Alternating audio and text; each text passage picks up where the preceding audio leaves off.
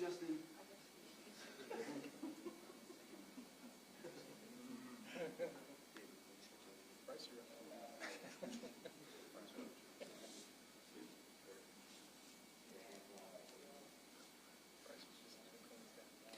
Good morning, and thank you all for being here. Today marks a historic moment for the Austin Police Department and the City of Austin. For the first time since 2005, our homicide unit has achieved a 100% clearance rate for all homicides committed in the year 2023. This milestone comes during a year in which Austin experienced 75 homicides, which is nearly triple the number from 2005. Each of those cases represent a person whose life was taken and a family left searching for justice. To solve every single one of those cases is not only rare, it is exceptional. The national clearance rate sits at just under 58%. What our team has done is extraordinary. Solving homicides is not just about arrest, it's about justice. It's about ensuring that families who have lost loved ones receive answers, accountability, and a sense of closure. When homicides go unsolved, it deepens grief, spreads fear, and weakens community trust. That's why this work is so vital. We are sending a message that we will not allow violence to go unanswered and unchecked in the city of Austin. Each arrest tells our community justice matters here, your life matters here. I want to commend the incredible dedication of our homicide unit, 16 detectives, 2 sergeants, and 1 lieutenant, who have worked relentlessly and tirelessly to solve every single case, and I can attest to that. This unit gave everything, long nights, weekends, and holidays, often missing time with their own family to help bring peace to others. This success would not have been possible without the unmatched professionalism, dedication, and heart of our homicide unit. They create a culture of determination where they refuse to leave cases unresolved. They follow every lead, no matter how cold. They don't give up. But I also want to recognize the hard work of our TAC Intel, our crime scene unit, victim services, and our crime analysts. I also want to highlight the critical role that the community plays in this achievement. Time after time, we receive tips, video footage, eyewitness account, and other information from everyday citizens that proved essential in closing cases. Some of these cases could not have been solved without the eyes, ears, and courage of people coming forward. That is the power of community policing in action. To every single person who picked up the phone, who submitted a tip or gave a witness statement, thank you. You made justice possible for these families, you helped grieving families, and you made Austin safer. To the families of the victims, your loved ones are not forgotten, your strength inspires us, this milestone is for you. Your pain and loss fueled our purpose here. To the detectives, the officers, the analysts, and the support staff, thank you for your tireless work behind the scenes. And to the people of Austin, this is your victory too. Your voice, your vigilance, your partnership made this happen. Together, we are showing what's possible when a city stands united together against violence. I will now turn it over to Detective Brice Bishop for an overview of the final arrest of 2023, and then over to Homicide Sergeant Nathan Sexton for more information on this achievement.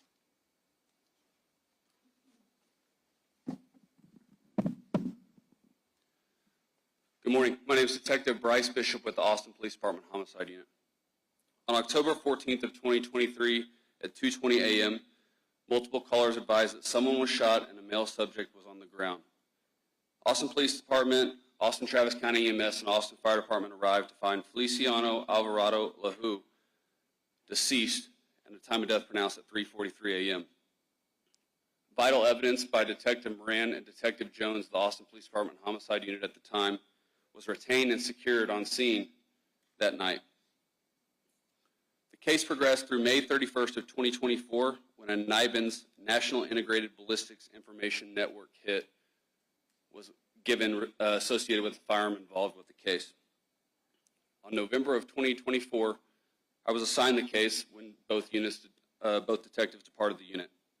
On February 24th of 2025, we received an additional CODIS combined DNA index system assisting with the identification of a suspect from evidence retained by those detectives on scene that night. The subject named Jalen Hemphill, a black male born on August 31st of 2003, was arrested on a murder charge. He has a significant robbery history and was out on deferred adjudication at the time of the murder. I want to thank the combined effort, particularly for this case, of all the detectives of the APD Homicide Unit, the Austin Forensic Science Department, the NIBINS team, the APD TAC Intel team, and the U.S. Marshals Lone Star Fugitive Task Force, as well as APD Victim Services, the APD Crime Analysts, and other support units associated with our unit. Thank you.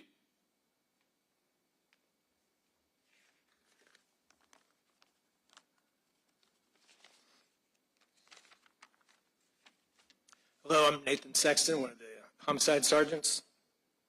The APD Homicide Unit achieved 100% clearance rate for all the 75 homicides in 2023, and as Chief mentioned, a historic rate that hasn't been seen in just about 20 years. The last arrest was made last week on May 7th, and this is the first time since 2005 that this has happened. Back in 2005, there were 26 homicides that year compared to this year's 75 homicides.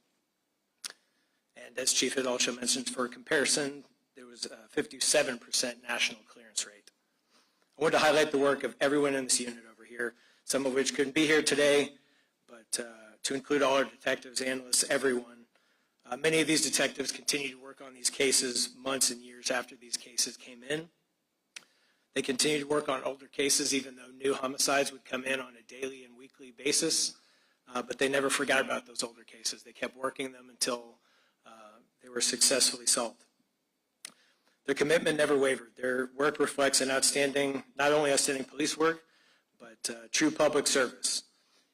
I can attest, just being in the office every week, that it takes a personal toll on every single one of them. And it's difficult for people to stay in the unit for lengthy periods of time due to the time and resource commitments that are given by each and every one of these people. This success is not one of our unit alone, though.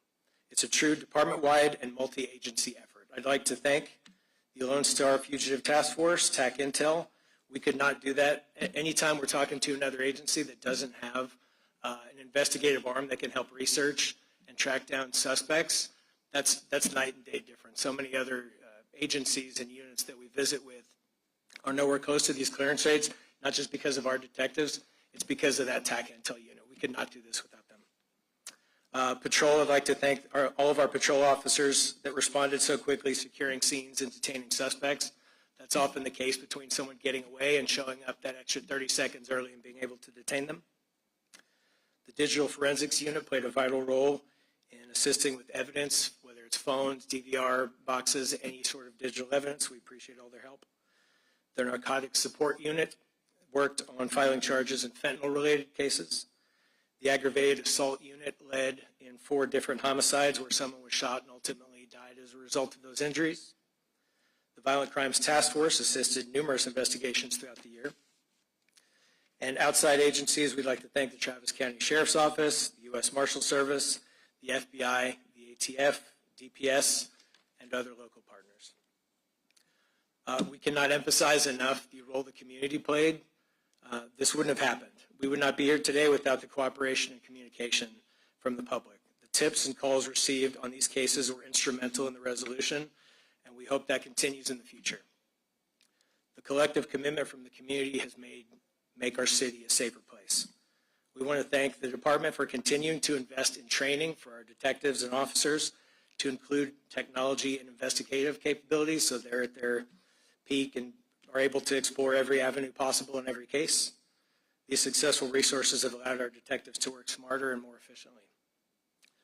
APD's homicide unit has consistently ranked among the top in the country in solving cases. Within the last 10 years, we've been above 90% every year. Our investigators continue to work with the local DAs to try to make each case go through the judicial process as smoothly as possible. And while we take a moment to reflect this milestone, our focus continues. Everyone in this unit is driven and passionate about their work. We will continue to strive for solving every case and bringing justice to the families of our victims. Everyone in this unit has an integral drive and a passion for this work. We're committed to solving every homicide for victims, their families, and the safety of our community. This 100% clearance rate is a point of pride, but also a challenge to keep moving forward. We want to thank everyone that helped make this happen and make this city a safer place. Thank you. We can open it up to any questions.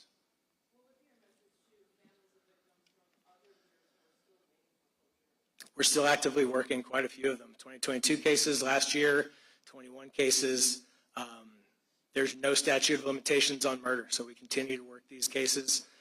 Sometimes it goes to the cold case unit, who still attempt to actively work them. Sometimes it remains within our unit, but those victims are not forgotten.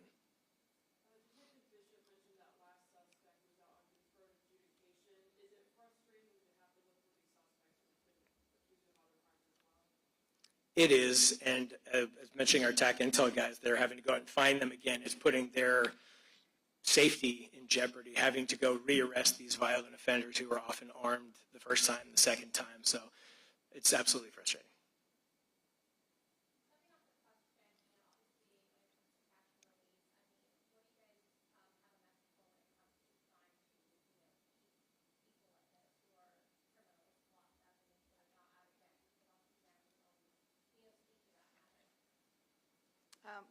I think it's important to recognize we know that it is a very small number of people within the city of Austin that commit our violent crime, and even smaller, the more serious violent crime. And so these officers identify them. We know who these players are, but it's about how do we keep them in jail. We're talking beyond any kind of harm reduction that we can do. These are violent felons. And when it comes to keeping them in jail, that's important. And so, again, our safety of our officers are at stake here. All of the work that gets done here at this level is extremely impressive. But again, we know that it is a very small number of people that commit this very violent crime in the city, and we need to keep them in jail when they are committing violent felonies.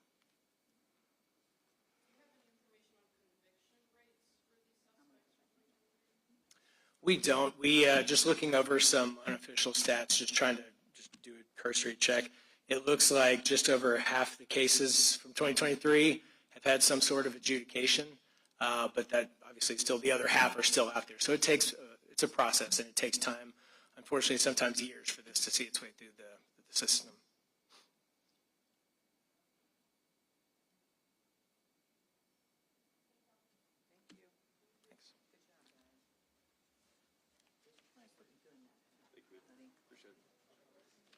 Take my notes. Nate, good job.